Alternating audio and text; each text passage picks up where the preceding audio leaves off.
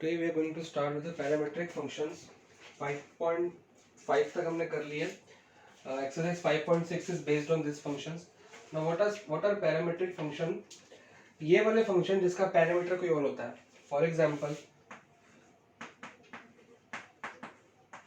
sin x. तो इस function का parameter है x. ठीक है. और इसका अगर हम डेरिवेटिव करेंगे, डिफरेंशिएट करते हैं, तो we get dy by dx is equal to cos x, साथ में dx upon dx, but we don't write it. but parameter क्या हो गया ये कि x का differentiate with respect to x. अब पैरामीट्रिक फंक्शंस वो है जिसका पैरामीटर x नहीं है, कोई और है. फॉर एग्जांपल थीटा कर दो. तो अगर मैं इसका पैरामीटर थीटा रखता हूं तो डिफरेंशिएट विद रिस्पेक्ट टू क्या हो जाएगा, थीटा. तो यहाँ पे dy बाई डी थीटा आ जाएगा और यहाँ पे आ जाएगा cos थीटा, साथ में d theta by D theta. तो ये कट जाएंगे आपस में, तो हम लिखते नहीं. पर हमको जो क्वेश्चन में बोला गया है, हमको आंसर dy बाई dx में ही चाहिए.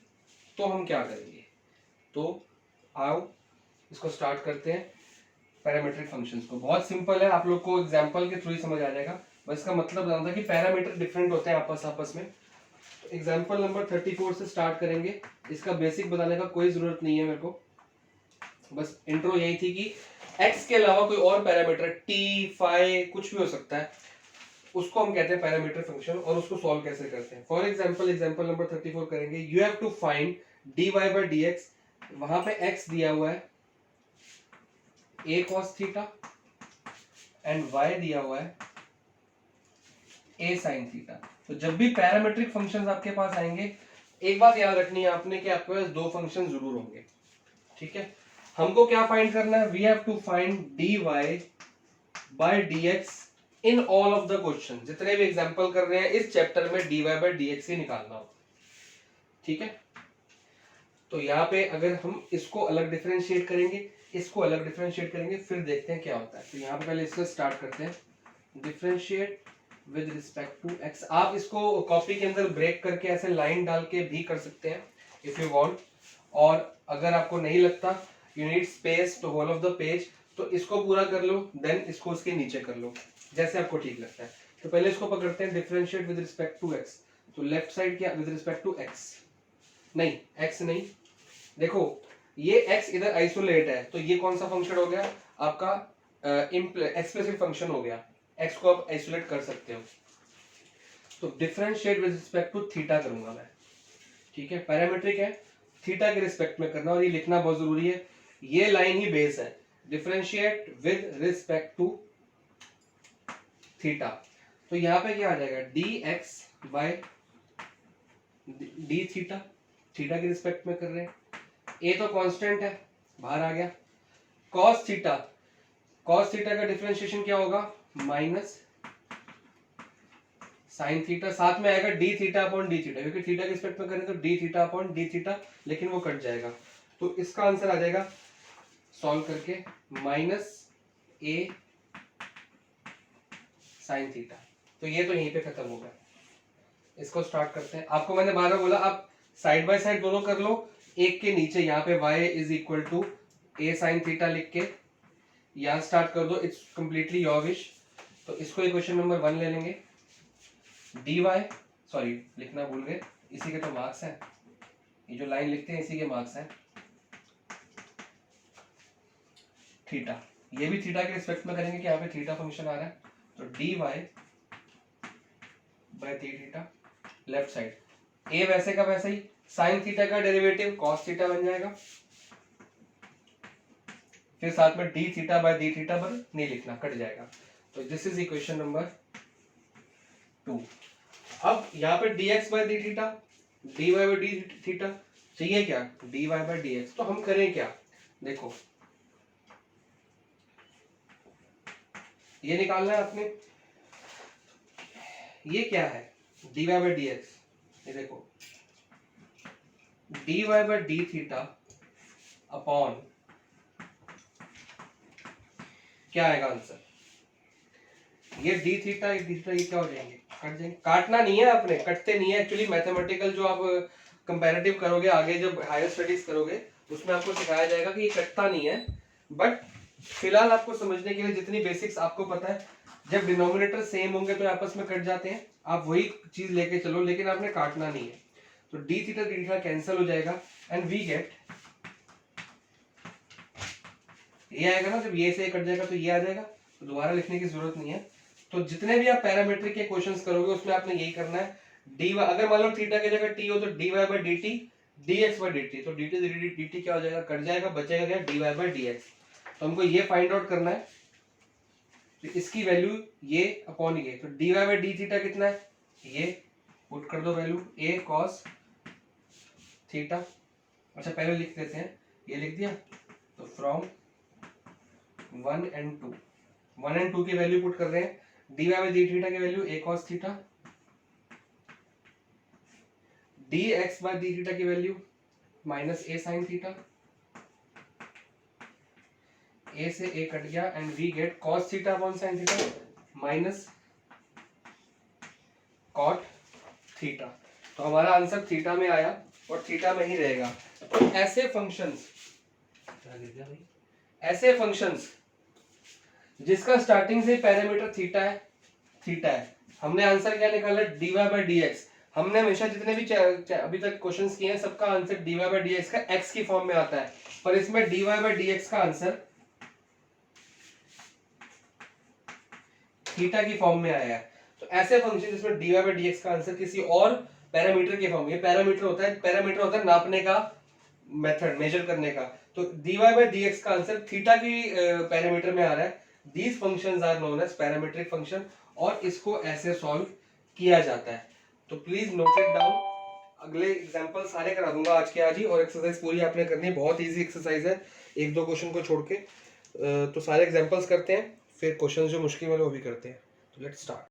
एग्जांपल नंबर 35, x दिया हुआ है 80 स्क्वायर, y 280। तो हम देख रहे हैं कि हमको dy by D X find out करना है, बट x एंड y का जो पैरामीटर क्या है, t, इधर भी t। तो यहां पे स्टार्ट कर रहा हूं मैं, differentiate with respect to t, x नहीं, तो ये आ जाएगा dx बाई dt। ये ध्यान रखना है विद रिस्पेक्ट टू t है तो अपॉन में आएगा dt, a वैसे का वैसे ही। अब t स्क्वायर का क्या होगा, 2t, तो आंसर आ गया 2at। ठीक है, अब यहां पे इसका differentiate with respect to t, dy upon dt 2at। 2a तो वैसे का वैसे ही क्योंकि एक कांस्टेंट है। अब t का डेरिवेटिव करेंगे, तो ये बात आपने देखनी होती है कि हम a का नहीं कर रहे। मैंने आपको पहले ही बताया कि डिफरेंशिएशन में, कैलकुलस में क्या होता है, a b c d ऐसे जो वेरिएबल्स होते हैं ये हम कांस्टेंट मानते हैं, इनको कांस्टेंट माना जाता है, इसकी डिफरेंशिएशन नहीं करते।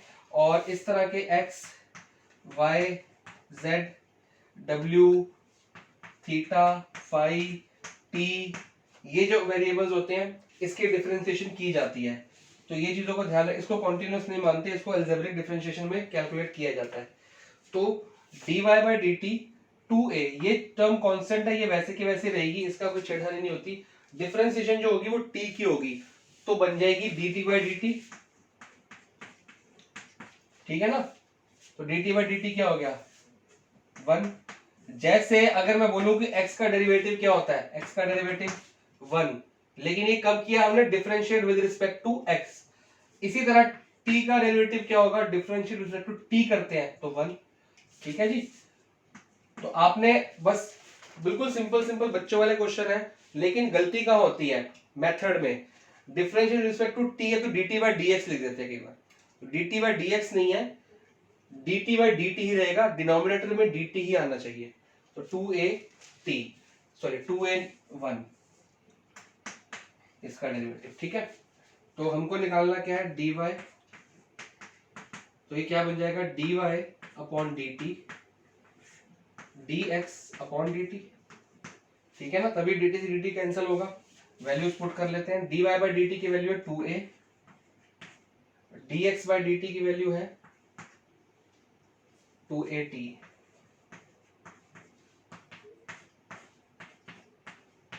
1/t। ठीक है, बिल्कुल ठीक आ गया। तो इसको भी आप नोट कर लो।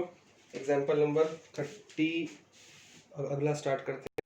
तो बिल्कुल सिंपल सिंपल क्वेश्चंस हैं, अपने दिमाग में कोई भी कॉम्प्लिकेशन मत लेके आना कि ये कैसे होंगे, सिंपल तरीके से करा रहा हूं मैं। इसका पैरामीटर क्या है थीटा, तो differentiate with respect to x dx by dt, oh sorry theta. तो यहाँ पे क्या आ गया, होगी ना गलती। क्यों गलती होती है, क्योंकि प्रैक्टिस हमारी है dy by dx, differentiate with respect to x, differentiate with respect to x। तो वही प्रैक्टिस फॉलो करते हैं हम एग्जाम में भी, और वही हम गलती कर देते हैं। तो पैरामीट्रिक फंक्शन अगर आता है तो बहुत ध्यान देना कि करना क्या। तो dx by D theta, a वैसे का वैसे ही because it is a constant, तो डी डी एक्स हो जाएगा D D theta, D D X नहीं, थीटा प्लस साइन थीटा, यही बनेगा ना। ये तो कांस्टेंट है, इसका डेरिवेशन डिफरेंशिएट करेंगे a। तो अगर मैं इसका डिफरेंशिएट करूंगा ये बनेगा D theta by D theta. बच्चों वाले मेथड से करा रहा हूँ, 11th क्लास में जो कराया था। अगर डिफरेंशिएट दोनों का अलग अलग हो जाता है, plus D D theta upon sine theta, क्योंकि सब कुछ थीटा में, तो थीटा में चल रहा है, डिफरेंशिएट थीटा में, तो a। और अगर इसको बच्चों वाले तरीके से नहीं करना, आपको आता है कि जैसे x का डेरिवेटिव क्या होता है 1, कब, जब differentiate with respect to x करते हैं। तो ऐसे थीटा का डेरिवेटिव क्या होगा 1, क्योंकि differentiate with respect to theta कर रहे हैं। तो इस चीजों का ध्यान रखना है। इसका डेरिवेटिव क्या होता है 1, तो यहाँ पे निकाल के, अगर नहीं आता तो निकाल के देख लो, D theta by D theta 1 हो गया। Derivative of sine theta with respect to theta cos theta बनेगा, x नहीं बनेगा। तो ये तो इसका आंसर आ गया। पहले आंसर चेक कर लें, हमारा सही भी आ रहा है, ठीक आ रहा है। Differentiate with respect to theta, ये भी थीटा लिखना है, x मत लिखना, हो जाती है। यहाँ भी थीटा आएगा, a वैसे का वैसे ही। डिफरेंशिएट ऑफ 1 कितना होता है, इसका डेरिवेटिव क्या होता है 1 का 0, चाहे किसी की भी रिस्पेक्ट में करो, माइनस cos थीटा का डेरिवेटिव कितना होगा माइनस साइन थीटा। मैं लिख नहीं रहा, प्रॉपर कर रहा हूं। जैसे यहाँ तो मैंने लिखा था ना कि D D x of D D derivative of sine theta, तो मेरे को यहाँ लिखना चाहिए derivative of D D theta upon D D theta cos theta, लेकिन मैं लिख नहीं रहा, डायरेक्टली मैंने कर दिया है। तो आप ऐसे डायरेक्टली कर सकते हो क्योंकि आप सीख चुके हो। ए वैसे का वैसे ही, माइनस माइनस प्लस, तो ये बन गया ए साइन थीटा, ये ए 1 प्लस कॉस थीटा। आगे बढ़ते हैं, अब क्या करना है, D Y by D X find out करना है। तो ये बनेगा D Y by D theta upon D X upon D theta, ठीक है जी। D Y by D theta की वैल्यू है A sine theta, and D x by D theta की वैल्यू है ए 1 प्लस कॉस थीटा। ये cut गया, तो आंसर आ गया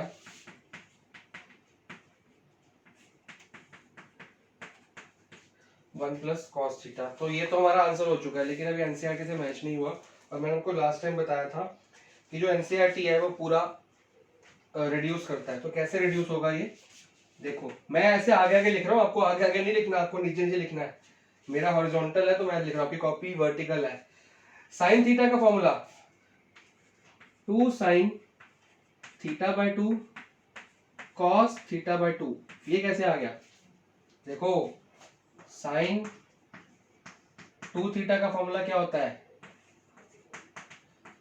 2 साइन थीटा कॉस थीटा, ये 2 थीटा है, तो जब थीटा कर दूंगा तो थीटा बाय 2 आधा आधा हो जाएगा। 2 थीटा का हाफ थीटा, और ये सब 11th में पढ़ के आ रखे हो यार, क्या समझ रहे हो। 1 plus cos theta, 1 plus cos theta के दो फॉर्मूले बनते हैं। हम कौन सा वाला लेंगे, हम लेंगे 2 कॉस स्क्वायर थीटा बाय 2। तो अगर 11th के फॉर्मूलेज आते हैं तो चीजें आसान, देखो आप यहाँ पे छोड़ सकते हो, ये आंसर आ गया आपका।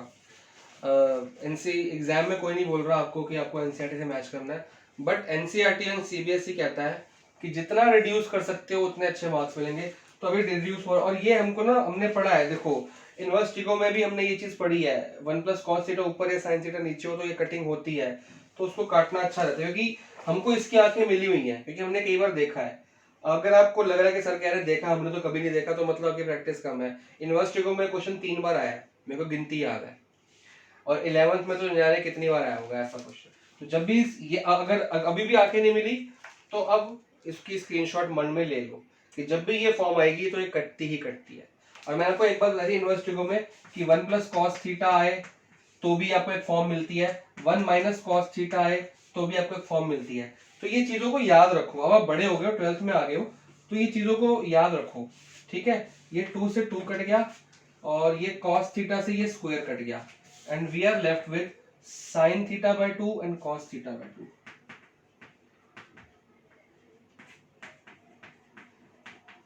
जो कि बन जाता है tan अपॉन 2। तो बुक में क्या है, बुक में भी यही आंसर है। तो देखो यहाँ पे छोड़ना ठीक है कि यहाँ पे छोड़ना ठीक है, हो गया ना रिड्यूस, कितना काट पीट के कितना सिंपल आ गई। तो जो एग्जामिनर होगा ना, इसने पेपर चेक किया होगा अपने 12th का, उसको आंसर शीट में ये आंसर दिया होगा, वो ये देखेगी, नो डाउट उसको आता होगा, मैथ्स का बंदा चेक करता है, पर इतने स्टेप करने का आधा मार्क कट जाए, 1 मार्क कट जाए, क्या फायदा। जब मार्क्स लेने तो पूरे लो, इसको पूरा रिड्यूस किया करो। तो this is the how method we are going to do. एक एग्जांपल रह गया, उसको भी करते हैं फटाफट से। अब ये जो क्वेश्चन है ना, आप साथ साथ देखो, एग्जांपल नंबर 37 बुक में दिया है, उसमें बोला है let x is equal to a cos theta और y is equal to a cos cube theta और y is equal to sine cube theta, साथ में a भी होना चाहिए, ठीक है। अब आप बोलोगे सर ये तो बड़ी गलत बात होगी, क्वेश्चन ये है, हम a cos क्यूब थीटा लेके a sin क्यूब थीटा, तो रटने वाली बात होगी, तो इसे लर्न करना पड़ेगा, तो बड़ी दिक्कत होगी। तो मैं बोलूंगा कि नहीं करना लर्न, क्योंकि हम 11th में हमने पढ़ा है, 11th में जो क्वेश्चंस थे वो उसी फॉर्म से होते थे, कई बार लर्न करने पड़ते थे कि एक ही मेथड है। और मैं आपको बार बार रिपीट करता हूँ, 12th ऐसा नहीं है। एक बात याद रखना कि जो 12th की मैथ्स है ना, वो 11th की मैथ्स से ईजी है, एक बात याद रखना। मेरे को बाकियों का नहीं पता, मेरे को अपना पता है, पढ़ाते वक्त भी और बच्चों को पढ़ते वक्त भी, क्योंकि 11th में कई क्वेश्चन ऐसे हैं वो पर्टिकुलर उसी मेथड से होते हैं, किसी और मेथड से करोगे तो बहुत लंबा हो जाता है।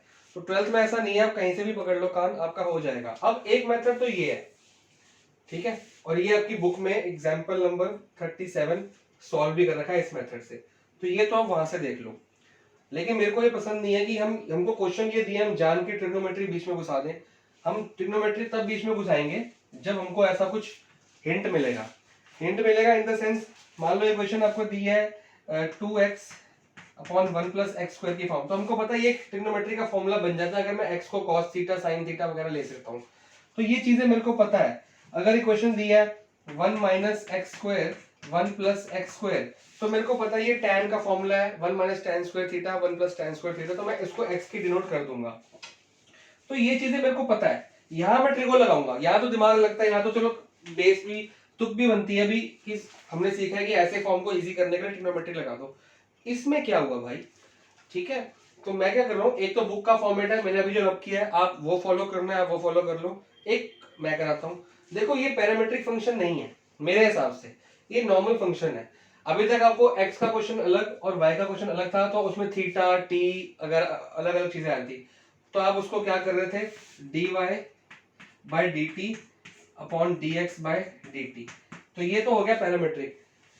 अब क्योंकि ये पैरामीट्रिक की एक्सरसाइज में दिया है, इसका मतलब ये नहीं कि पैरामीट्रिक से ही करोगे आप। बुक में जो किया है ना, बुक वालों की मजबूरी होती है, बुक वालों ने इसको a cos क्यूब थीटा, इसको लिया a sin क्यूब थीटा, और विद रिस्पेक्ट टू किसके डिफरेंशिएट किया गया, थीटा के, तो इसको इन्होंने जान के पैरामीट्रिक फंक्शन बना दिया, और वो थीटा उसका पैरामीटर है। लेकिन एग्जाम में हमारी क्या रिस्ट्रिक्शन है, कोई रिस्ट्रिक्शन नहीं है। एग्जाम में मान लो एक क्वेश्चन आता है, हम अपने तरीके से करते हैं, हम नॉर्मल तरीके से करते हैं, हमको आंसर निकालने को क्या बोला जी, dy बाय dx। तो देखो ये भी हो रही, ये भी हो रही, एक सिंपल तरीका देखो, इसमें लॉग लगाने की भी जरूरत नहीं है। हाँ, अगर यहाँ पे x होता तो मैं लॉग लगा के कर लेता, तब भी पैरामीट्रिक से नहीं करता, लॉग से कर लेता इसको।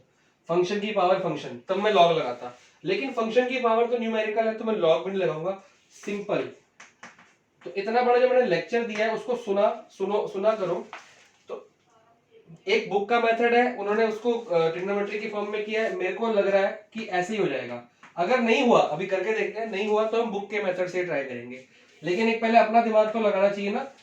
आपके ग्रुप में एक बच्ची है, मैं नाम नहीं लूंगा, उसने मेरे को फोन पे बोला कि सर ये ऐसे लिखा है बुक के मेथड से, मैं अपना मेथड लगा के ट्रैक करूँ, मेरे दिमाग में कुछ और आ रहा है। तो मैंने उसको बहुत अच्छे से बोला कि आप अपना मेथड लगाओ, क्या पता वर्कआउट कर जाए। अब जो हम पैटर्न फॉलो कर रहे हैं उससे करो ना, सीख बुक का रटना क्यों। तो जो बच्चे बुक के रट के करते कि बुक में ऐसा किया है या सीबीएसई गाइड में ऐसा कर दिया, वैसे के वैसे कर लो, तो वो वहां तो रट गया, एग्जाम में भूल जाते हैं। और जो बच्चे मेथड कंसेप्ट को चलते हैं कि कंसेप्ट ऐसा चल रहा है ऐसे चलते रहो, वो एग्जाम में उनको रट्टा मारने की जरूरत नहीं पड़ती, हो जाता है क्वेश्चन। तो मेरा दिमाग कह रहा है कि इसको यार differentiate with respect to x क्यों ना किया जाए, dy बाय dx निकालना है, यहाँ x है या y है, t थीटा लेने की जरूरत क्या है, करके देखते हैं, नहीं होगा देखा जाएगा। फॉर्मूला क्या है, x की पावर n को डिफरेंशिएट करने का, n x n माइनस 1, यही फॉर्मूला है, तो यही लगाऊंगा मैं, 2/3 n, n ये है ना, x की power n, n x n minus 1, ये तो हो गया डिफरेंशिएट x का, y का n y n माइनस 1, दोनों में फॉर्मूला लगा दिया, n x n minus 1 n y n minus 1, लेकिन फर्क इतना आएगा, यहाँ पे dy बाय dx भी आएगा साथ में, क्यों, क्योंकि विद रिस्पेक्ट टू x कर रहे हैं, तो dx बाय dx भी आया था लेकिन वो लिखा नहीं गया, कट जाता है, dy बाय dx कटता नहीं है बेचारा, ये y को डिफरेंशिएट कर रहे हैं तो आएगा, पहले पावर को किया तो ये फॉर्मूला बन गया n y n माइनस 1, फिर y को किया और इक्वल टू आ जाएगा, इसका डिफरेंशिएशन होता है 0, क्योंकि ये कांस्टेंट है, ये तो कांस्टेंट है ना, a की पावर 10,000 हो, तो ये क्या हो जाएगा, कांस्टेंट। अगर आप लॉग लोगे, देखो एक मेथड बुक में दिया है वो भी हो सकता है, एक मेथड है कि लॉग ले लो आप, तो भी हो जाएगा। लॉग लेने के लिए आपको मेथड बताता हूं, अगर लॉग लेना है तो ये x प्लस वाई, नहीं हाँ लॉग लोगे तो लॉग ये, तो ये बन जाएगा 2/3 log x प्लस 2/3, नहीं लॉग लेंगे तो आपको अलग करना पड़ेगा, प्लस का तो रूल ही नहीं ना। अगर आप लॉग लोगे तो ये u plus v is equal to 2/3 log a बन जाएगा, इसको u लेट करोगे, इसको v लेट करोगे, फिर अलग तरीके से करोगे, मेरे को लग रहा है ये लंबा हो जाएगा, पर हो जाएगा, ऐसा कोई मैथ्स में मेथड नहीं कि सॉल्व नहीं होता। Let's stick to this method, differentiate with respect to x, ये हमने कर लिया, अभी आगे बढ़ते हैं। देखो 2/3 कॉमन आ रहा है, आगे करते हैं x, ये आ जाएगा 2 माइनस 3/3, एलसीएम लेके 2/3 माइनस 1 तो 2 माइनस 3, और ये आ जाएगा y, वही चीज 2 माइनस 3/3, और dy बाई dx साथ में रहेगा इसके, सिर्फ 2/3 कॉमन आया, तो ये 2/3 अगर यहाँ से हट के यहाँ जाएगा 0 बन जाएगा, तो यहाँ खोल लेते हैं हम, ये आ जाएगा x की पावर -1/3 प्लस y की पावर -1/3 dy बाय, ठीक है, एक एक करके लेके जाते हैं, -1/3 और ये इधर x प्लस हो, उधर जाके माइनस हो जाएगा, आपको उधर नहीं जाना, -x -1/3, तो इसकी पावर माइनस है, इसकी पावर माइनस है तो माइनस ही रहेगी, पावर प्लस नहीं होती, सिर्फ इसका साइन प्लस है तो इधर जाके माइनस होगा। अब dy बाई dx को अकेला छोड़ना है हमको, क्योंकि फाइनल डेस्टिनेशन तो हमारी यही है, -x की पावर -1/3 और ये y इधर आके डिवाइड हो जाएगा, ठीक है जी। तो आगे आगे करते हैं, आप लोग नीचे नीचे करना, मैं आगे आगे करूंगा। ये बन गया आपका -x/y की पावर -1/3, ठीक है ना, रूल है हमारा, पावर सेम होती है तो बाहर आ जाती है, और ये बन गया आपका, देखो पावर माइनस में है, जब पावर माइनस में तो प्लस बना लेते हैं उसको रेसिप्रोकल करके, बचपन में सीखा है, तो ये बन जाएगा y/x 1/3। इस स्टेप और इस स्टेप में कोई फर्क नहीं है, सिर्फ ये पावर 1 माइनस में थी, ये माइनस है, मैंने इसको प्लस बना दिया, जब भी प्लस बनाते हो तो नीचे चली जाती है, मतलब रेसिप्रोकल हो जाता है अंदर, तो इसको अब देखते हैं, हमारा आंसर तो ये आ गया, इससे आगे सॉल्व नहीं हो रहा बुक का आंसर। बुक में थीटा थीटा आपने क्या कर दिया। हाँ, बुक का आंसर भी यही है, -1/y/x क्यूब रूट। तो इसको 1/3 को ऐसे लिख सकते हैं हम, माइनस क्यूब रूट, ये 3 लगाना पड़ेगा आपको। तो सेम का सेम आंसर आ गया। ये और ये सेम ही है, अगर बचपन की पढ़ाई भूल गए हो तो किसी भी x की पावर 1/2 क्या उतना होता है, स्क्वायर रूट ऑफ x, और x की पावर 1/3 कितना होता है, क्यूब रूट ऑफ x।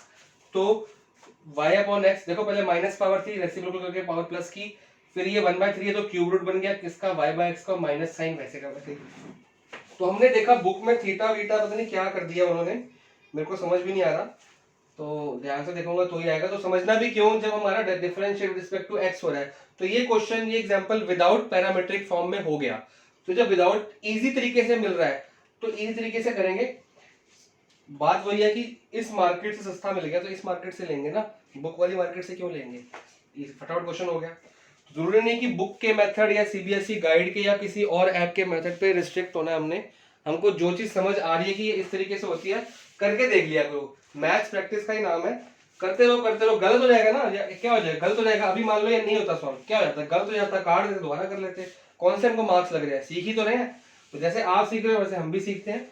तो हो गया क्वेश्चन, विदाउट एनी थीटा लिए, विदाउट एनी पैरामीट्रिक लिए, विदाउट कोई टी लिए, differentiate respect to x, same to same book का आंसर आ गया। आज का आपका होमवर्क है, ध्यान से सुनना, आज का होमवर्क